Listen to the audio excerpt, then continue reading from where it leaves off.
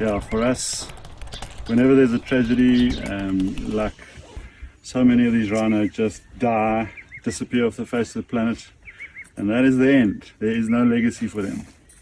But you are enabling us to create a legacy for the amount of suffering that's taken place. So I like to say that they haven't died in vain, they haven't suffered in vain. And the more we can get that story out into the hearts of people, I think that's the important bit.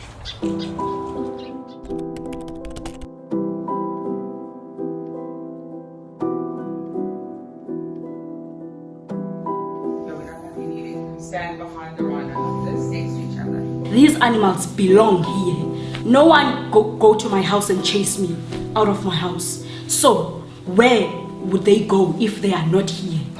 Coming here, I'd never really thought much about rhinos as much as I did. And I never thought I could be this affected by it. And having to sit down and to say that truly when you look at it is that an animal could be extinct based on misinformation and misbeliefs that people have. It's one of the trickier jobs I've done. I've done some very technical, things before, but mixing wildlife, like actual wildlife with performance was incredibly tricky. We could block it out and figure out what we're doing, but until we were presented with a scenario where there's an animal in frame, we had to reimagine everything.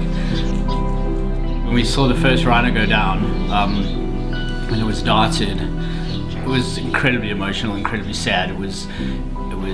It made me really angry, and it was really difficult to be objective while filming it and just keep kind of pulling myself back. Luckily, it was a very tricky thing. There was a lot to do, so it helped you kind of put up a little bit of an emotional barrier, but it was intense. It was very sad. I think it was really real for a lot of them. You're standing with this rhino.